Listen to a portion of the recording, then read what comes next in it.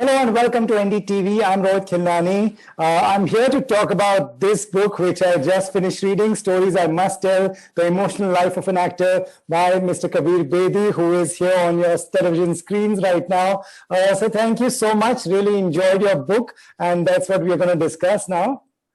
Thank you, Rohit. Thank you for inviting me on the show. I look forward to talking to you about my book. Great, sir. Incredible journey. Of course, we all know that, we are aware of that. And also incredible stories in the book. When you decide stories I must tell, since you have so many, how did you shortlist those? How did I shortlist this? Well, firstly, I decided to tell it through a series of stories rather than the linear form, which I found a little boring. It's more interesting to tell it through stories that have their own lengths, that overlap in time, perhaps, but it gives me then the freedom to go back and forth in time. And it's just more interesting to tell it that way. These are the obvious stories because they're stories that relate to my life, my beginnings in Delhi at All India Radio, my time in advertising in Bombay, Bollywood, Europe, and then the relationships. And I think it's a great exploration of at least two major relationships, actually more. Yeah.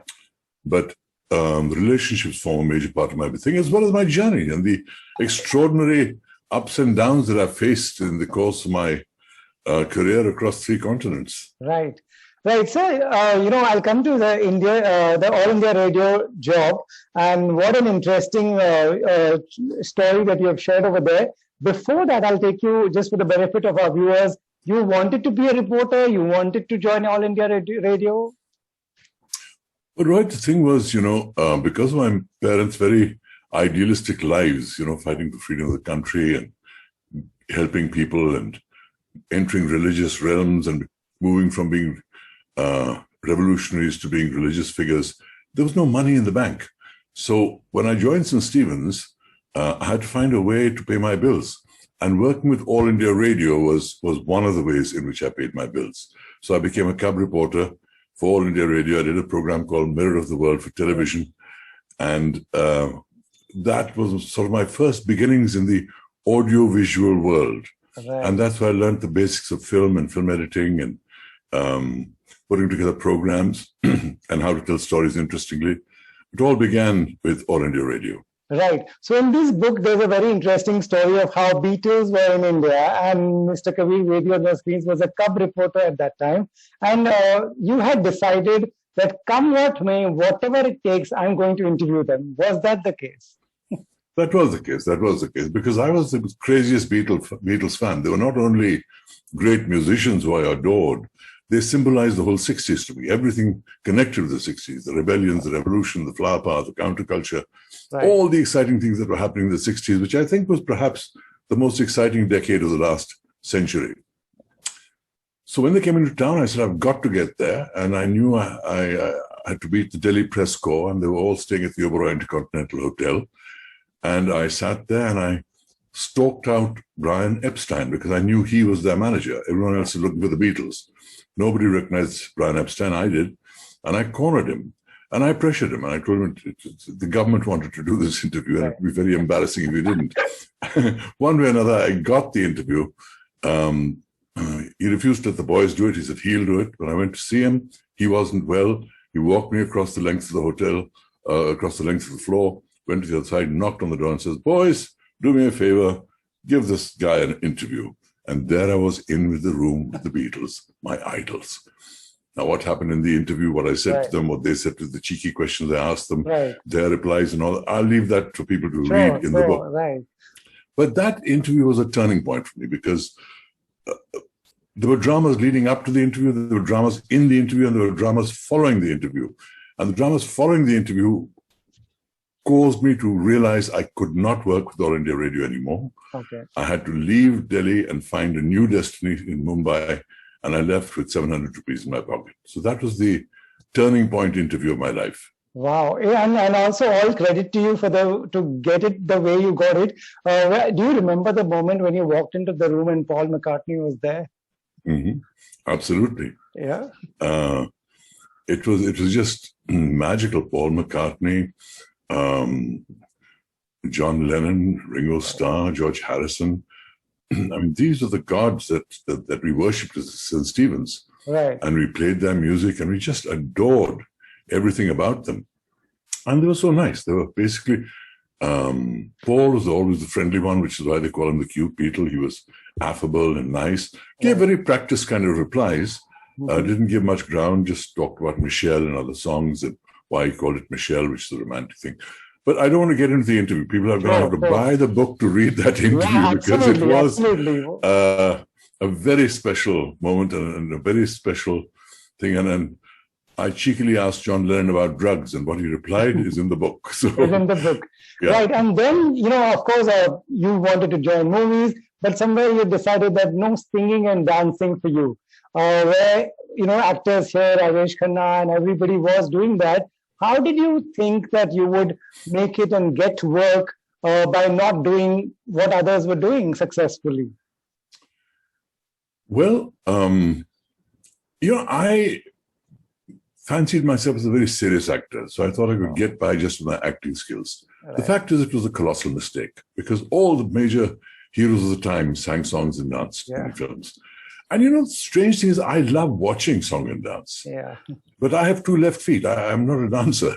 So, and nobody in the world does song and dance better than Bollywood. Right. It's as unique to Bollywood as opera is to the Italians. Nobody asks, why are these strange people singing on stage in this way?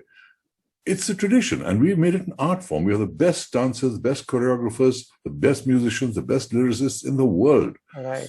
So I don't knock it, and I enjoy it myself. I just couldn't do it. I didn't want to do it. Right.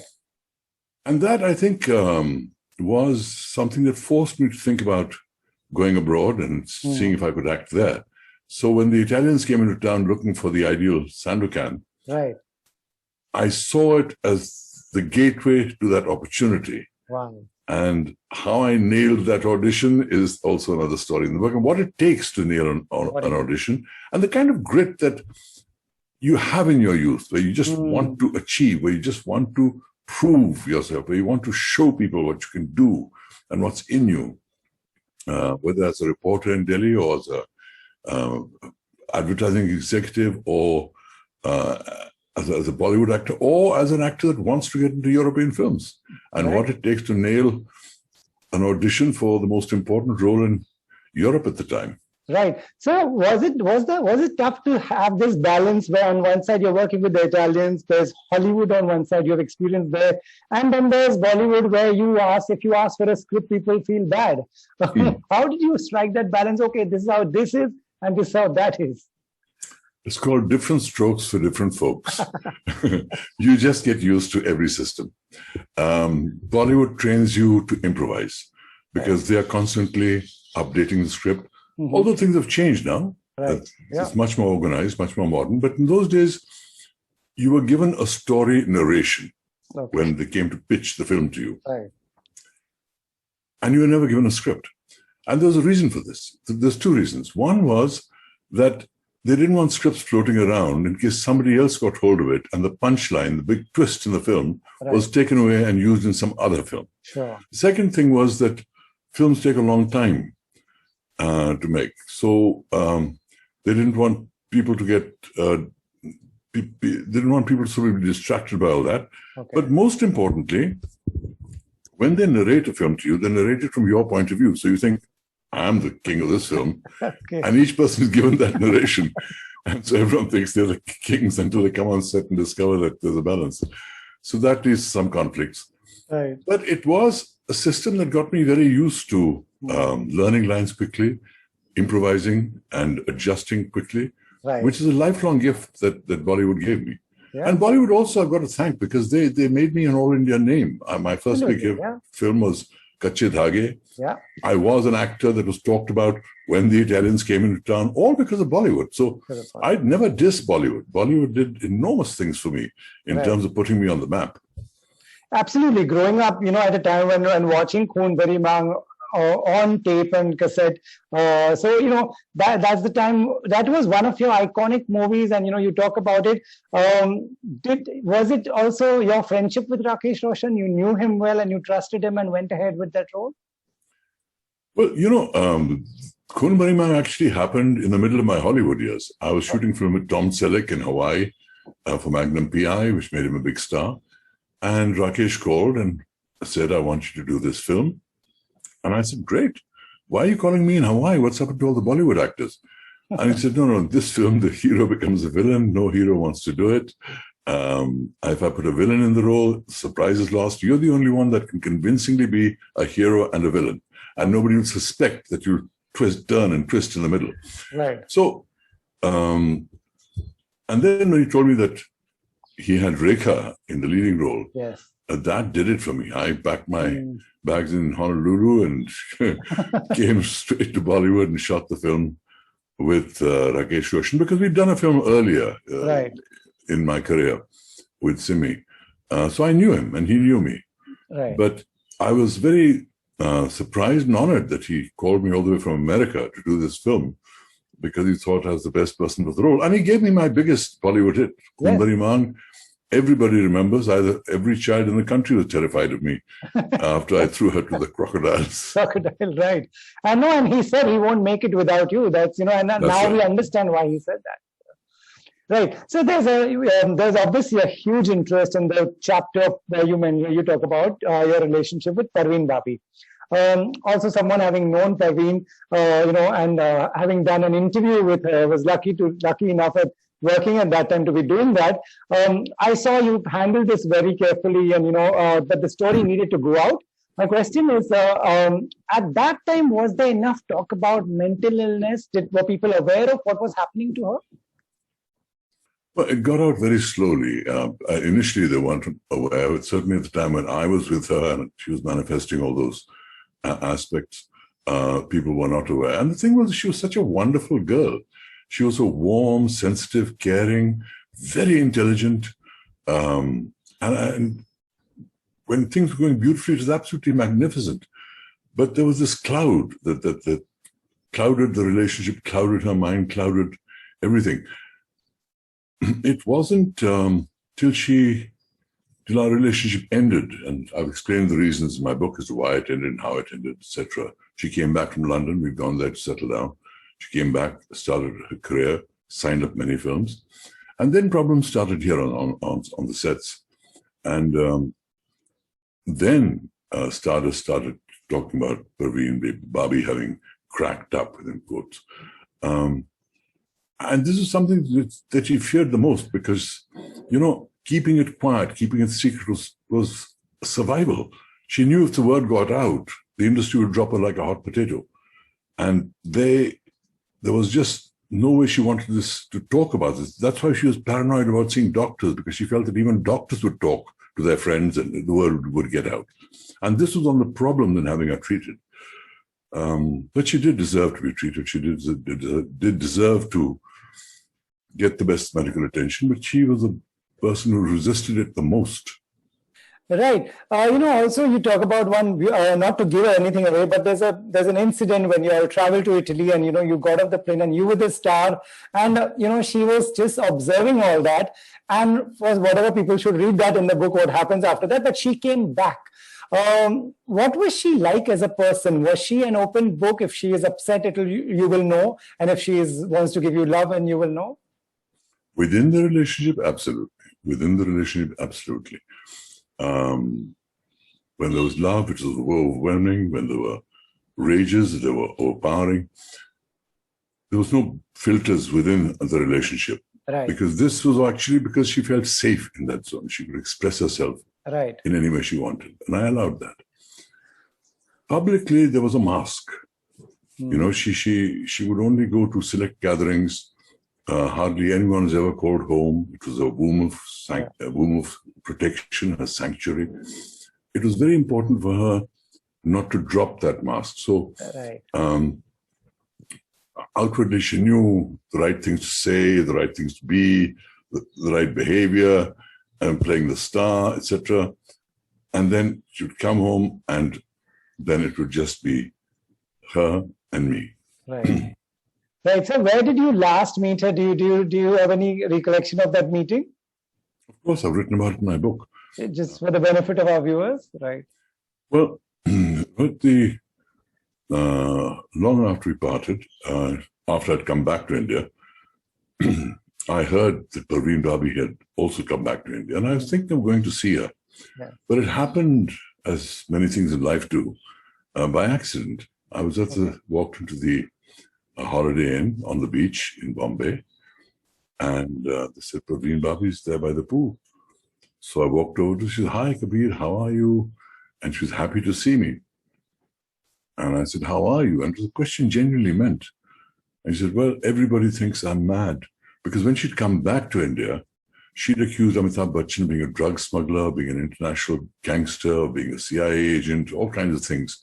And of course, the press didn't believe her, and the industry ridiculed her, although they sympathized with her, but she was basically all alone.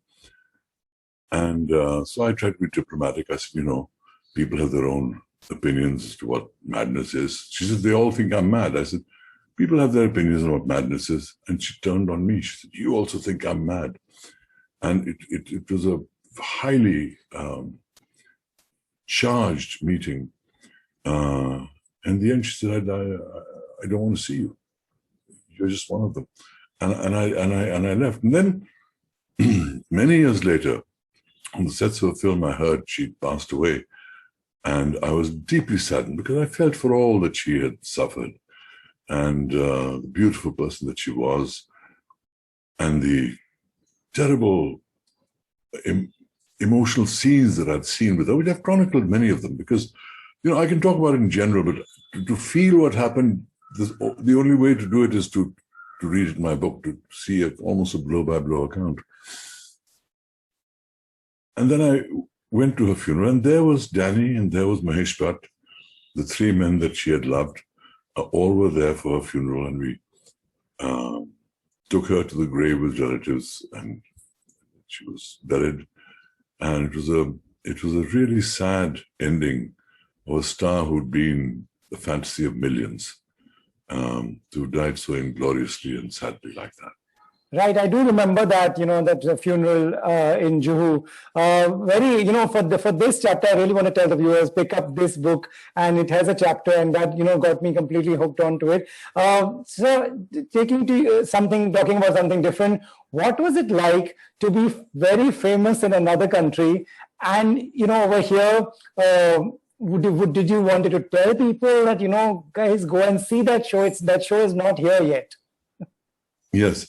Well, I saw the kind of success that actors dream of, very, very rarely see, and that too, an Indian actor in Europe becoming a major star there. No other Indian actor had ever done that before, right.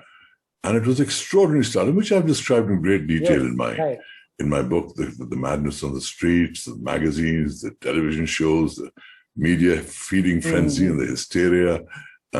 What happened between me and Parveen during that time. All that I've described. And then basically I decided to go abroad. But the industry knew about my success. But I didn't make a huge thing of trying to put it out there in the papers. I thought the papers would pick it up. It's such big news. Yeah. Some mentioned it, some didn't. We didn't have PR firms those days. There weren't ways to, if I really wanted to do a huge self-promotion, I guess I could, but I was going abroad. I thought, it doesn't matter. I had to focus on finishing my film before I left, and I didn't want to get into more self-promotion. I saw my future abroad, although I always knew I'd come back. Right. And I always said that. But to let India see this film, I actually gave it for free to Doordarshan. Doordarshan, right. It was given for free. For free, because they said we don't have foreign exchange. In those days, really, foreign exchange was a huge problem. It was difficult. Indira Gandhi had imposed draconian foreign exchange limits. You couldn't take more than $8 out of the country. Oh my God.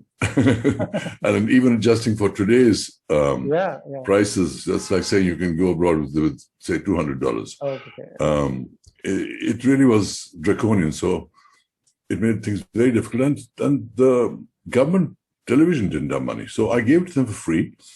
And they showed it without any announcement, without any fanfare. But because they were the only show in town, a lot of young people in the 80s saw it and remember me from it. Right. And even today, come up to me and said, we remember that Sandokan show on Doordarshan. So people they played it just once, right? Which again is unbelievable, but a lot of people did catch the show. Right. So having lived this fruitful life of, seen so much success, what is your advice to a young actor who's watching this, say Alaya's generation? What would your advice be to that generation? Well, acting is not an easy business. It's a very slippery slope. It's the most insecure business in the world. Even the ones who are most successful are afraid of losing their success. 2, 3 bad films and suddenly your history. So that fear is there in everyone. And those that don't have that success want that success and are insecure because they're not getting the roles that gives them that success. So it's a very insecure business, perhaps more than most. So first thing I tell people that want to act in films is be sure you do it because you love your craft.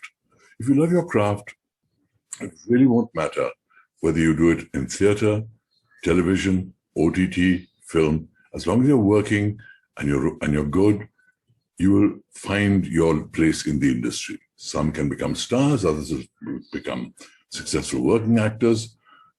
Some will make a lot of money, some will become very famous, but at least you'll be on the right road. If you're doing it just for fame, to become famous, then you're destined for unhappiness just by the law of mathematics. Only very few become famous.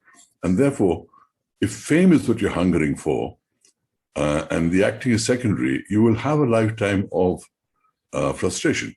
So do it because you love the craft, and do it with the respect that the craft deserves. The more you do it, it's like carpentry. The more you do it, the better you get. Right. So have respect for your profession. Do it because you love it. And look for the rewards, but don't think that everybody is going to become a star. Find your satisfaction in your work.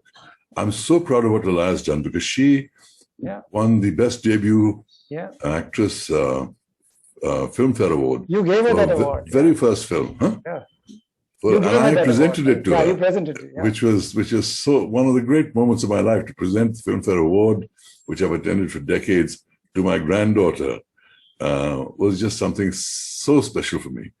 I can't tell you how moved I was at that moment. Right, I interviewed her and she spoke with so much excitement that he was right there, and I was looking at him. She explained it so well.